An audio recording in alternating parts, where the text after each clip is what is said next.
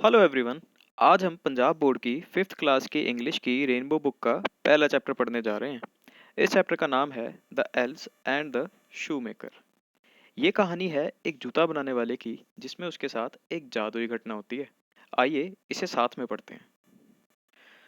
कुछ दिए गए न्यू वर्ड्स की तरफ ध्यान देंगे जिससे हमें चैप्टर की और बेटर अंडरस्टैंडिंग मिलेगी।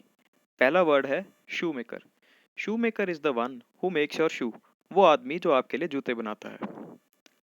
एल्स एल्स होते हैं इमेजिनरी ड्वार्फ, यानी कि कल्पना में बनाए गए छोटे जादुई बोने।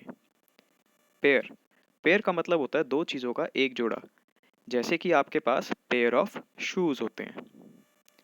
मास्टरपीस मास्टरपीस का मतलब है आपके द्वारा बनाया गया आपका सबसे बेस्ट डिज़ाइन। मान लो आपने कोई 5 ड्राइंग्स बनाई और उसमें से जो आपका सबसे बेस्ट निकल के आया उसे आप अपना मास्टरपीस कहोगे।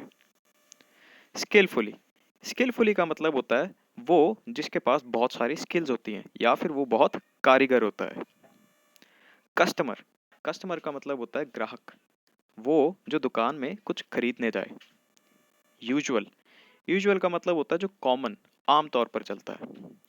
हैमर हैमर तो आप सबको पता ही होगा, हैमर तो आपने अपने घरों में भी देखा होगा। हैमर होता है हथौड़ा। आपने इस पिक में भी देखा कि जैसे कि ये जूता बनाने वाले के हाथ में एक हैमर है। तो चैप्टर की रीडिंग शुरू करने से पहले मैं आपसे कुछ क्वेश्चंस पूछूंगा। Have you ever been to a shoe maker? क्या इससे पहले आप कभी किसी जूता बनाने वाले के पास गए हैं? Have you ever heard about else? क्या आपने कभी एल्स के बारे में सुना है? Do you like wearing new shoes? क्या आपको नए जूते पहनना पसंद है? इन सभी क्वेश्चंस के आंसर्स आप मुझे नीचे कमेंट बॉक्स में कमेंट करके बताइएगा। चलिए चैप्टर रीड करते हैं। Once there was a shoe maker. एक बार एक जूता बनाने वाला था। He became so poor that he had nothing left to run his family. वो इतना गरीब हो गया था कि उसके पास अपने परिवार को चलाने के लिए कुछ भी नहीं बचा था। But only enough leather for just one pair of shoes. बजाय कि एक जोड़ी जूते के लेदर जितना। लेदर होता है चमड़ा जिससे आपके शूज बनते हैं। तो वो इतना गरीब था कि उसके पास अपने परिवार को चलाने के लिए एक जोड़ी जूतों जितना लेदर ही बचा था। सो इन द इवनिंग, उसने शाम में ही cut out the leather with great care to make the shoes. उसने लेदर को यानी कि चमड़े को बड़े ही संभाल कर काटा ताकि वह उनके शूज बना सके। But he was so disappointed that he left his work on the table to finish in the morning. पर वो इतना निराश हो चुका था कि उसने अपना काम टेबल पर ही छोड़ दिया ताकि वह उसे अगली सुबह में आकर पूरा कर सके। He was almost in tears. वो लगभग रोने वाला था। बिफोर ही फेल asleep, सोने से पहले ही prayed to God and asked to help him. सोने से पहले उसने भगवान से प्रार्थना की और मदद मांगी। इन द मॉर्निंग, सुबह में he found a wonderful pair of shoes on his table. अगली सुबह वो क्या देखता है, उसके टेबल पर एक बहुत ही खूबसूरत जोड़ी जूते पड़े हैं। He was surprised. वो हैरान हो जाता है। He took the shoes in his hands and looked at them closely. वो उन जूतों को अपने हाथ में पकड़ता है और बड़ी ध्यान से देखता है। They were so neatly made.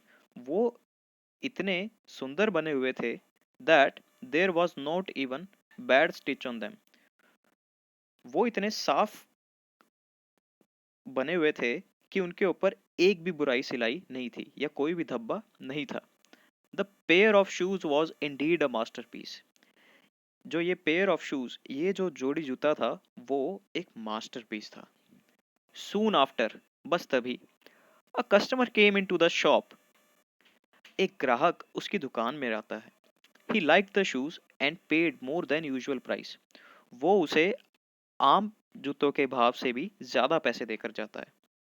Now the shoe maker was very happy as he had enough money to buy leather for 2 pair of shoes. अब जो जूता बनाने वाला है वो बहुत खुश हो जाता है कि उसके पास इतने पैसे आ चुके होते हैं कि वो 2 जोड़ी जूतों का लेदर और खरीद सके। दैट नाइट, उस रात, he cut out the leather and the next morning he found 2 pairs of beautifully finish shoes. तो उस रात वो उन 2 जोड़ी जूतों जितना लेदर टेबल पर काट के चला जाता है और अगली सुबह आकर फिर से देखता है कि फिर से 2 जोड़ी जूते बहुत ही सुंदर तरीके से बनाए गए रखे हुए हैं। This continued for many nights. ऐसा बहुत रातों तक चलता है। वो चमड़ों जूतों का चमड़ा टेबल पर रखकर चला जाता है और अगली सुबह आकर देखता है कि जूते बनते चले जाते हैं। Any leather that he cut into the evening was beautifully finished by the morning.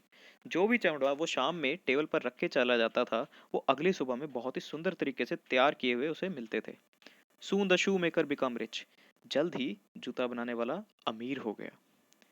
One evening, एक शाम, the man said to his wife, जूता बनाने वाले ने अपनी बीवी से कहा, Let's stay up tonight to see who is helping us. यार आज रात ना जाग कर देखते हैं कि कौन हमारी मदद कर रहा है। The women liked the idea. उसकी बीवी को ये आइडिया बहुत पसंद आता है। She lighted a candle. वो एक मोमबत्ती जलाती है। The room was lit by the candle flame. कमरे में मोमबत्ती से रोशनी हो जाती है।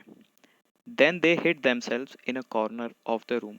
फिर वो अपने आप को कमरे के एक कोने में छुपा लेते हैं बिहाइंड द कर्टेन, पर्दे के पीछे।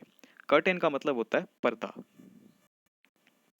एट मिडनाइट, आधी रात में, two little elves came dancing into the room. दो छोटे बोने कमरे में नाचते हुए आते हैं। Both were wearing old and torn clothes. दोनों ने फटे पुराने कपड़े पहने होते हैं। They sat down at the shoe makers table. दोनों जूता बनाने वाले की मेज पर बैठ जाते हैं। They began to stitch, sew and hammer so skillfully that the shoe maker was surprised. वो दोनों जूता बनाने लगते हैं, जिसको देखकर जूता बनाने वाला बहुत ही हैरान हो जाता है। The elves finish the work and ran away. Elves अब अपना काम कर कर भाग जाते हैं। द वुमन सेड, उसकी बीवी कहती है, those little man have made us rich. इन छोटे आदमियों ने हमें अमीर बनाया है। We should show our gratitude to them for their selfless service. हमें उनका धन्यवाद करना चाहिए उनकी निस्वार्थ काम के लिए। I will make little shirts, coat, vests, trousers and a pair of socks for them.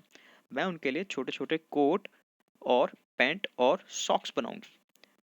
Okay then I will make two little pair of shoes for them. तो ठीक है। इस पे जूता बनाने वाला भी कहता है कि मैं भी उनके लिए दो छोटे छोटे जोड़ी जूते बनाऊंगा।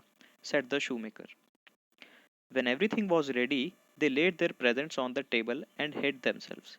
जब सब कुछ तैयार हो गया था तो उन्होंने अपने तोहफे मेज पर रखे और खुद को छुपा लिया। At midnight, आधी रात में, the elves came in. दोनों छोटे बोने अंदर आते हैं। They were delighted to find the gifts. वो तोहफों को देखकर बहुत ही खुश हो जाते हैं। Both the elves dressed themselves in the new clothes.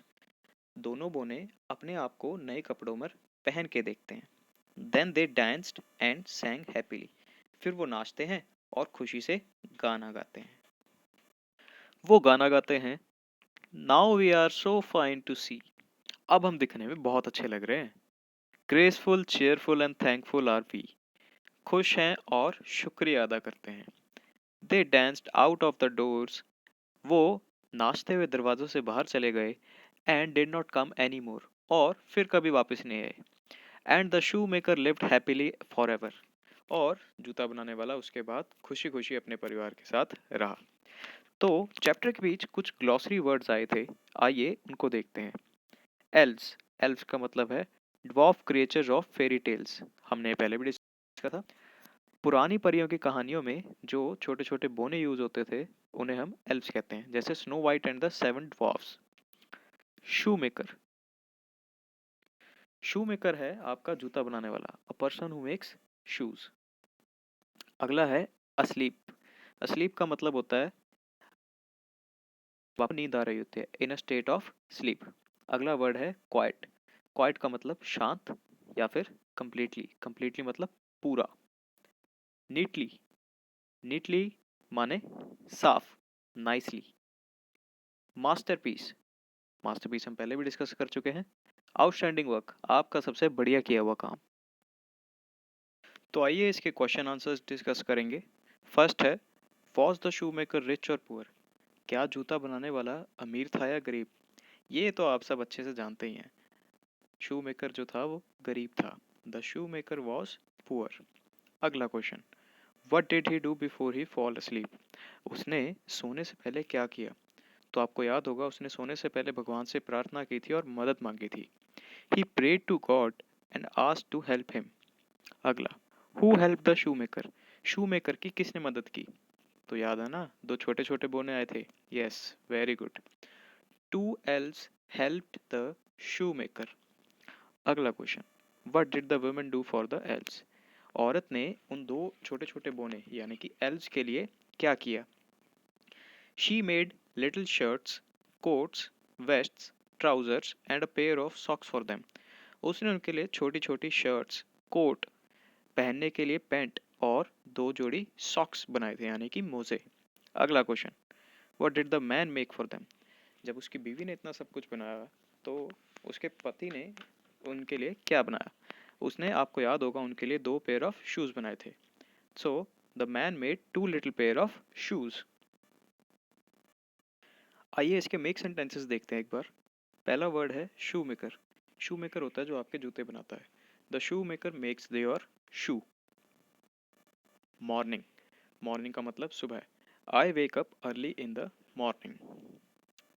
अगला वर्ड है इवनिंग. इवनिंग का मतलब होता है शाम. I play football in the evening. Room. Room का मतलब होता है कमरा. I have a beautiful room. Cobbler. Cobbler का मतलब होता है मोची. अब आप कहेंगे शू मेकर और कॉबलर में क्या फ़र्क होता है? शू मेकर होता है जो आपके जूते बनाता है और कॉबलर होता है जो उनकी मरम्मत करता है. अगर वो कहीं से फट जाए, कट जाए तो वो उनकी सिलाई कर देता है. The cobbler mends your shoe. अगला वर्ड है हेल्प. हेल्प का मतलब है मदद. We should help the poor. अगला वर्ड है शूज़. शूज़ का मतलब तो आपको पता ही है, जूते. I have a beautiful pair of shoes.